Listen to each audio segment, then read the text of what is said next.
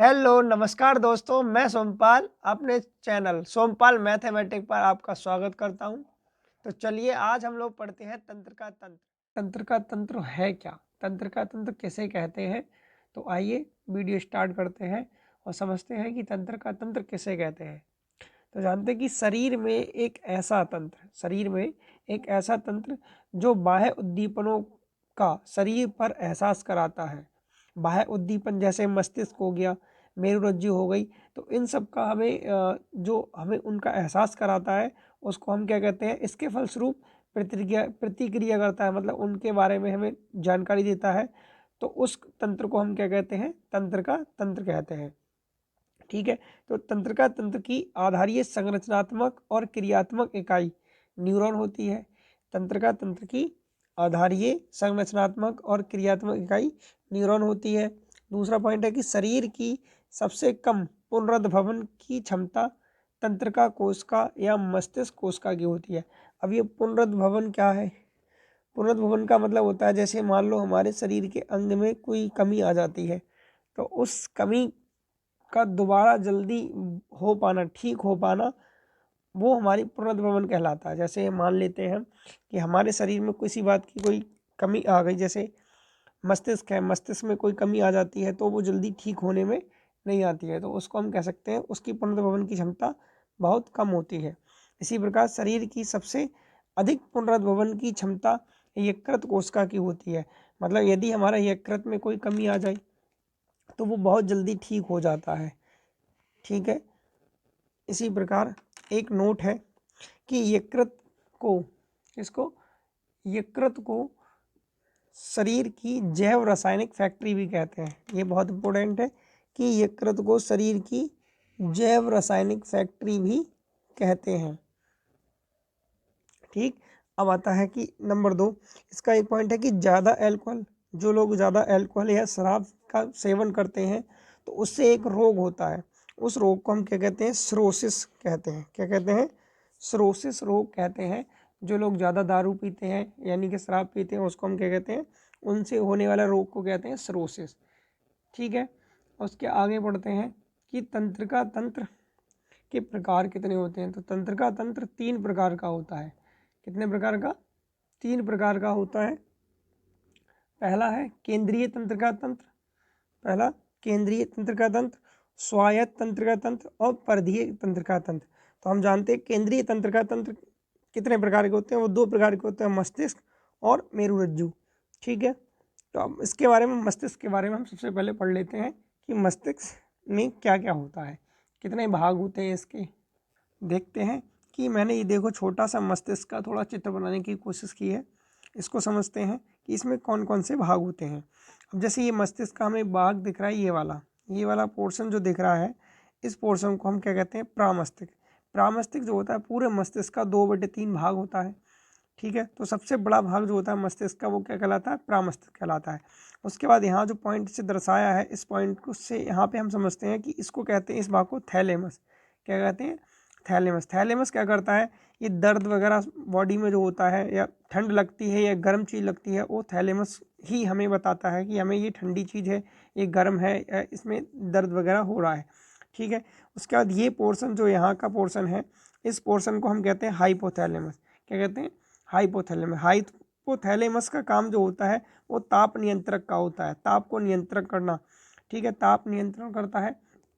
उसके बाद ये जो हमारी ग्रंथि है एक, इस ग्रंथि को हम कहते हैं पीयूष ग्रंथि। कौन सी ग्रंथि? पीयूष ग्रंथि होती है। उसके बाद ये जो सर्कल टाइप का दिख रहा है, इसको हम कहते हैं मध्य मस्तिष्क। क्या कहते हैं? मध्य मस्तिष्क। उसके बाद ये जो पोर्शन यहाँ का है इसको हम कहते हैं अनुमस्तिष्क। ये चित्र थोड़ा ऑड लग रहा है आपको कि मतलब हाथ से बना हुआ है, थोड़ा ठीक नहीं है। उसके बाद ये है हमारा, यहाँ इस पॉइंट को हम कहते हैं मेडुला। मेडुला आंवला घेटा भी कह सकते हैं। ठीक है, उसके बाद ये जो हमारी गर्दन की यहाँ से जो मेरुरज्जु मिली होती है मस्तिष्क, ये है मेरुरज्जु। तो ठीक है, तो हम मस्तिष्क के पॉइंट जानते हैं कि मस्तिष्क को मानव शरीर का CPU भी कहते हैं। ठीक है, मस्तिष्क को मानव शरीर का क्या कहते हैं? CPU कहते हैं। एक स्वस्थ मनुष्य के मस्तिष्क का औसत भार 1300 से 1350 ग्राम तक होता है। इसे मनुष्य का 1300 से 1350 ग्राम तक क्या होता है? मस्तिष्क का वजन होता है। ठीक है, अब आता है कि हम मनुष्य के मस्तिष्क का वजन कितना होता है, तो मनुष्य के मस्तिष्क का वजन 1400 ग्राम होता है, और जबकि महिला होती है वो मैन का वजन जो होता है मस्तिष्क का वो कितना होता है 1400 ग्राम, और वुमेन का मस्तिष्क का वजन जो होता है वो 1280 ग्राम का होता है। ठीक है, अब थोड़े 2 पॉइंट और हैं, इनको भी समझ लेते हैं कि एलिफेंट जो होता है हाथी हमारा, उसका 6000 ग्राम, 6000 ग्राम मतलब 6 किलोग्राम का उसका मस्तिष्क होता है।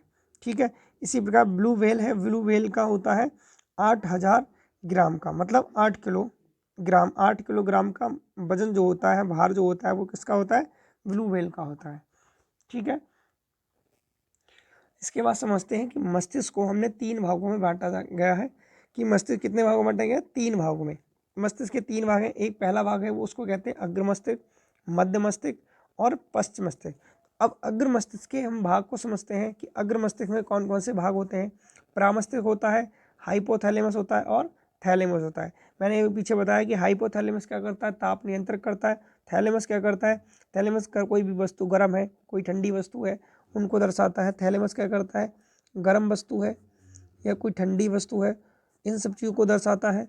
हाइपोथैलेमस क्या करता है, हाइपोथैलेमस जो होता है ताप नियंत्रक होता है। क्या होता है, ताप नियंत्रक होता है।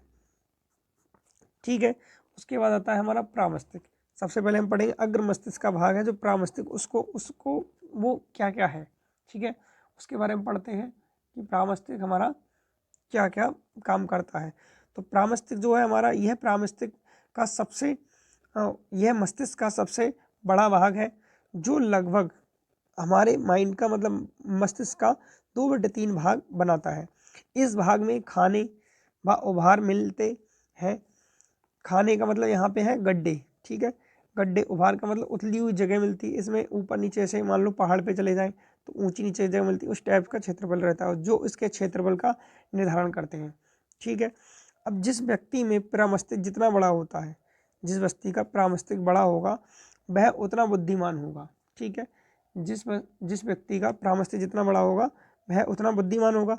प्रामस्तिष्क में बुद्धिमत्ता का केंद्र होता है। इसमें क्या क्या मिलता है, बुद्धिमत्ता का केंद्र होता है, याददाश्त का केंद्र भी इसी में होता है, चिंतन का केंद्र और वाणी का केंद्र भी इसी में मिलता है। ठीक है, प्रामस्तिष्क को हम लोग शहरी भ्रम भी कहते हैं। क्या कहते हैं, प्रामस्तिष्क को शहरी भ्रम भी कहते हैं। अब प्रामस्तिष्क में 2 ब्रेन होते हैं। प्रामस्तिष्क में कितने, 2 ब्रेन होते हैं, एक तो लेफ्ट ब्रेन कहलाता है और एक राइट ब्रेन कहलाता है। क्या कहलाता है। अब जानते हैं कि पश्च मस्तिष्क क्या होता है। तीसरा भाग है मस्तिष्क का, कौन सा, पश्च मस्तिष्क। तो पश्च मस्तिष्क जो है हमारा, उसके भाग होते हैं अनुमस्तिष्क। उसका कौन सा भाग होता है, एक अनुमस्तिष्क होता है। अनुमस्तिष्क को सेरिबेलम कहते हैं। अभी मैंने बताया था कि सेरिब्रम कैसे कहते हैं, कि अभी मैंने बताया सेरिब्रम कैसे कहते हैं, सेरिब्रम जो कहते हैं वो कहते हैं प्रामस्तिष्क को। कैसे कहते हैं, ठीक है, सेरिब्रम कैसे कहते हैं, प्रामस्तिष्क कहते हैं, और अनुमस्तिष्क को क्या कहते हैं, सेरिबेलम कहते हैं। ये इंपॉर्टेंट पॉइंट है, याद रखना है। ठीक है, ये हमारा इंपॉर्टेंट पॉइंट है कि सेरिबेलम जो कहते हैं वो किसको कहते हैं, सेरिबेलम कहते हैं अनुमस्तिष्क के लिए, जबकि सेरिब्रम जो कहते हैं वो किसे कहते हैं, प्रामस्तिष्क के लिए। ठीक है, तो अब अनुमस्तिष्क क्या होता है, अनुमस्तिष्क जो होता है इसे शरीर का आर्मी कमांडर कहते हैं। तो शरीर, ऐसे क्वेश्चन आ सकता है कि शरीर का आर्मी कमांडर कैसे कहा जाता है, तो शरीर का आर्मी कमांडर जो है वो कौन है, अनुमस्तिष्क है। ठीक है, क्योंकि यह भाग शरीर का संतुलन बना कर रखता है। अनुमस्तिष्क क्या करता है, हमारे शरीर का संतुलन बना के रखता है। क्या करता है, शरीर का संतुलन बनाकर रखता है। ठीक है, अब इसके बाद आता है कि यदि ज़्यादा अल्कोहल के सेवन से या शराब से अनुमस्तिष्क विकृत हो जाता है। जैसे हम लोग जो ज़्यादा शराब पी लेते हैं, जो लोग ज़्यादा अल्कोहल का सेवन करते हैं, उनका अनुमस्तिष्क ही विकृत होता है, अनुमस्तिष्क में ही गड़बड़ होती है, जिससे क्या होता है उनको नशा वगैरह वो गिरने लगते हैं। तो वो किसकी वजह से, अनुमस्तिष्क में क्या हो जाता है, विकृत हो जाता है। उसको ये नहीं पता चलता कि अनुमस्तिष्क करना क्या है, कि आर्मी कमांडर है। जब आर्मी कमांडर ही हमारा गिर जाएगा तो फिर आदमी कहाँ से रोकेगा। ठीक है, उसके बाद थर्ड पॉइंट आता है मेडुला, या इसको बोलते हैं आंवला गेटा। तो मेडुला जो है यह मस्तिष्क का सबसे अंतिम भाग है। मस्तिष्क का सबसे अंतिम भाग कौन है, मेडुला। मेडुला जो कि सभी अनैच्छिक क्रियाओं पर नियंत्रण रखता है। अब अनैच्छिक क्रियाएं क्या होती हैं, मेडुला क्या करता है, मेडुला जो करता है वो है कि ये मस्तिष्क का सबसे अंतिम भाग है। पहली बात तो ये याद रखनी है। दूसरा कह रहा है जो कि सभी अनैच्छिक क्रियाओं पर नियंत्रण। अनैच्छिक क्रिया जैसे मान लो जो हमारी इच्छा के बिना चलती है, जैसे दिल का धड़कना। दिल यदि धड़कना बंद हो जाए तो इंसान ही नहीं रहेगा। ठीक है। सांसों का लेना, जैसे सांसें यदि हम लेते हैं उनको रोक नहीं सकते। भोजन का पचना, जो भोजन का पचना होता है मतलब भोजन पचता है, वो नहीं रोक सकते। आंखों का झपकना, ये सभी क्या है अनैच्छिक क्रियाएं हैं। इनको कंट्रोल जो करता है या इनका नियंत्रण जो रखता है वो कौन रखता है? मेडुला रखता है। ठीक है। इस भाग में श्वसन केंद्र, मेडुला में क्या मिलता है और श्वसन केंद्र भी मिलता है। मेडुला में क्या मिलता है? श्वसन केंद्र भी मिलता है और हृदय केंद्र मिलता है। मेडुला में दो चीज़ें मिलती हैं, श्वसन केंद्र और हृदय केंद्र भी मिलता है। ठीक है। इसके बाद जानते हैं कि जो हमारा एक नोट है, इंपॉर्टेंट चीज़ है ये, कि उगलने और निगलने की क्रियाविधि का संबंध मेड्यूला ऑब्लांगेटा से ही होता है। ठीक है। जो हम चीज़ें उगलते हैं या अंदर निकलते हैं, उनकी क्रियाविधि जो कौन का संबंध किससे रहता है? मेडुला से ही रहता है। ठीक है। उसके बाद मेडुला के बाद हम पढ़ते हैं मेरुरज्जु। हमने देखा था नीचे हमारा घूमते हुए आई थी, चित्र में देखा था। मेरुरज्जु क्या करती है? मस्तिष्क के सबसे अंतिम भाग मेडुला से एक सर्पिलाकार संरचना जुड़ी होती है। ठीक है। सर्पिलाकार मतलब इस टाइप से। ठीक है। तो ये संरचना जुड़ी होती है जिसको हम क्या कहते हैं? मेरुरज्जु कहते हैं। अब मेरुरज्जु की एक मोस्ट इंपॉर्टेंट बात है, उसको समझ लेते हैं कि मेरुरज्जु की इंपॉर्टेंट बात क्या है। मेरुरज्जु प्रत्यावर्ती क्रियाएं और प्रत्यावर्ती चाप नियंत्रण करता है। मेरुरज्जु क्या करता है? प्रत्यावर्ती क्रियाएं और प्रत्यावर्ती चाप नियंत्रण करता है। मार्सलीप होल ने बताया कि प्रत्यावर्ती चाप के बारे में सर्वप्रथम बताया था। किसने बताया था प्रत्यावर्ती चाप के बारे में? तो मार्सलीप होल थे। कौन थे? मार्सलीप होल ने प्रत्यावर्ती चाप के बारे में बताया था। अब मान लो जैसे प्रत्यावर्ती चाप क्या है, इनके बारे में हम समझते हैं थोड़ा सा, कि जैसे मान लो हमने क्या, हमारे पैर में जैसे किसी नुकीली चीज़ चुभने या वस्तु के गर्म लगने पर प्रभावित अंग का वहाँ से हटाना, तो ये सब क्या है? ये मेरुरज्जु के द्वारा ही पता चलता है। जैसे मान लो हमारा पैर रखा था कांटे पे, कांटे से संवेदी तंत्रिका ने मस्तिष्क को बताया, फिर मस्तिष्क क्या करता है? प्रेरक तंत्रिकाओं से के द्वारा बताता है कि हमारे पैर में क्या लगा है? कांटा लगा है। ठीक है। उम्मीद करता हूँ वीडियो समझ में आ रहा होगा। ठीक है। तो ये टॉपिक हमारा यहीं तक था, तंत्र का तंत्र। उसके बाद हम समझते हैं कि परिसंचरण तंत्र क्या होता है। तो परिसंचरण तंत्र क्या, उसके बाद समझते हैं कि परिसंचरण तंत्र क्या है। परिसंचरण तंत्र को शरीर का परिवहन तंत्र भी कहते हैं। क्या कहते हैं? परिसंचरण तंत्र को क्या कहते हैं? शरीर का परिवहन तंत्र। परिवहन समझते हैं, जैसे परिवहन हमारा होता है, बस वगैरह चलती है, मतलब परिसंचरण तंत्र होता है हमारे ब्लड को क्या करता है? आगे को बढ़ाता हुआ चलता है। जैसे ऐसा तंत्र जिसमें रक्त शरीर के एक अंग से दूसरे अंग तक जाता है, रक्त परिसंचरण तंत्र कहलाता है। तो परिसंचरण तंत्र एक प्रकार से ये हो गया कि हमारे जिस प्रकार से हम लोग बस से बोझा वगैरह ढोते हैं, बस से जाते हैं, इधर उधर जाते हैं, तो एक इस प्रकार ही हमारा जो ब्लड होता है वो एक स्थान से दूसरे अंग तक, या मतलब एक अंग से दूसरे अंग तक जाता है। तो इस प्रकार के परिसंचरण तंत्र को रक्त परिसंचरण तंत्र कहते हैं। ठीक है। अब कह रहा है जीवों के आधार पर रक्त परिसंचरण तंत्र को दो भागों में बांटा गया है। तो रक्त परिसंचरण तंत्र को कितने भागों में बांटा गया है? दो भागों में बांटा गया है। तो ये दो भाग जानते हैं कौन कौन से हैं। सबसे पहला भाग है खुला, ठीक है, और दूसरा बंद परिसंचरण। खुला परिसंचरण तंत्र, बंद परिसंचरण तंत्र। खुला परिसंचरण तंत्र कैसा होता है? कि जो अल्प विकसित जीवों में पाया जाता है। खुला परिसंचरण तंत्र किस में पाया जाता है? अल्प विकसित जीवों में पाया जाता है। उसके बाद नंबर दूसरा पॉइंट है कि रक्त कोटर, यानी कि कोटर का मतलब होता है गड्ढे, ठीक है, गड्ढों में उपस्थित होता है। हम इन्हें क्या कहते हैं? जिन्हें हम हीमोसील कहते हैं। क्या कहते हैं? हीमोसील कहते हैं। जैसे एग्जांपल लेते हैं, खुला परिसंचरण तंत्र किस में होता है? कॉकरोच में होता है। किस में होता है?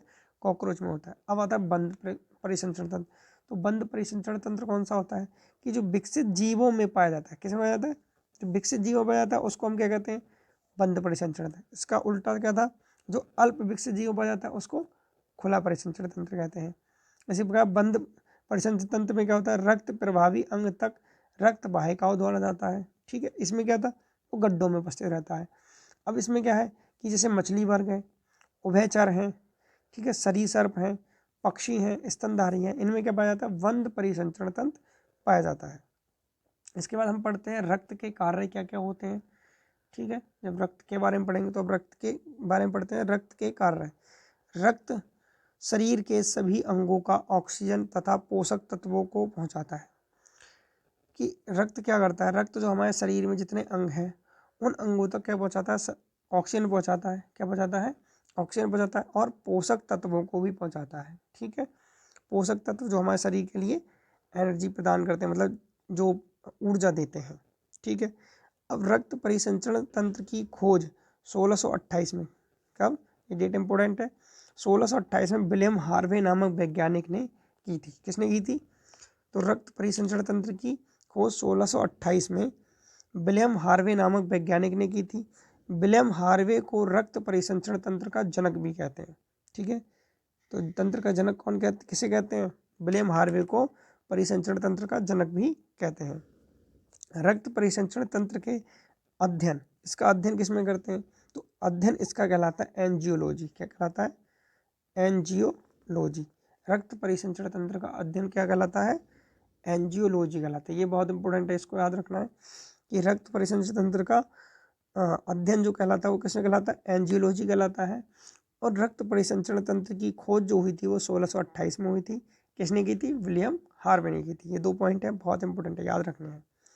एक और है कि मानव शरीर में रक्त परिसंचरण तंत्र लगभग 23 सेकंड का समय लेता है। मतलब जो रक्त का एक परिसंचरण तंत्र होता है वो कितने समय में कर देता है, पूरा 23 सेकंड में एक चक्कर लग जाता है। एक मानव शरीर में रक्त परिसंचरण तंत्र का 23 सेकंड में क्या लग जाता है, एक चक्कर लग जाता है। ठीक है, उसके बाद देखते हैं कि रक्त परिसंचरण तंत्र के कितने भाग होते हैं।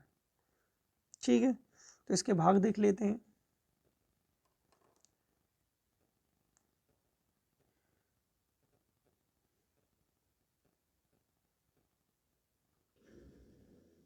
सबसे पहले देखते हैं रक्त परिसंचरण तंत्र में, एक तो रक्त होता है, दूसरा हृदय, तीसरा रक्त वाहिकाएं होती हैं और रक्त नलिकाएं होती हैं।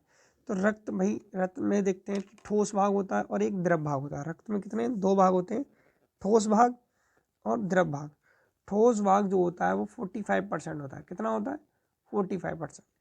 एंड और द्रव भाग जो होता है वो 55% होता है। ठोस भाग जो, उसको हम जीवित भाग भी कहते हैं। क्या कहते हैं, ठोस भाग को जीवित भाग कहते हैं और द्रव भाग को हम मृत भाग कहते हैं। इसमें क्या होता है, रक्त प्लाज्मा होता है। क्या होता है, रक्त प्लाज्मा। ठीक है, ठोस भाग में क्या क्या आता है, ठोस भाग में हमारा आरबीसी आता है, डब्ल्यूबीसी आता है, प्लेटलेट्स आती हैं। प्लेटलेट्स को हम क्या कहते हैं, बिम्बाणु भी कहते हैं। ठीक, याद रखना है, प्लेटलेट्स को बिम्बाणु कहते हैं। ठोस भाग में कौन कौन आता है, आरबीसी, डब्ल्यूबीसी और प्लेटलेट्स। ठीक है, द्रव भाग में क्या क्या है, द्रव भाग में 2 चीज़ें होती हैं, एक तो जल होता है और एक प्रोटीन होती है। जल जो होता है वो 90 से 92% तक जल होता है द्रव भाग में। रक्त में क्या होता है, 90 से 92% जल होता है। और प्रोटीन कितनी होती है, 10 to 8%, 10 से 8% तक क्या होती है, इसकी प्रोटीन होती है इसमें। अब आती है रक्त वाहिकाएं, हृदय हम आगे वाले नेक्स्ट पेज पे पढ़ेंगे अभी कि रक्त वाहिकाएं या रक्त नलिकाएं क्या होती हैं, धमनी क्या होती है, धमनी जो होती है वो शुद्ध रक्त को लेके जाती है। कैसा रक्त जाता है धमनी में, शुद्ध रक्त बहता है। सिराएं जो होती हैं वो अशुद्ध रक्त लेके जाती हैं। ठीक है, धमनी में शुद्ध रक्त बहता है और सिराओं में क्या बहता है, अशुद्ध रक्त बहता है। केश का जो होती है वो शुद्ध अशुद्ध दोनों रक्त, उसमें दोनों प्रकार के रक्त जो होते हैं वो बहते हैं। ठीक है, उम्मीद कर रहा हूँ वीडियो आपको समझ में आ रहा होगा।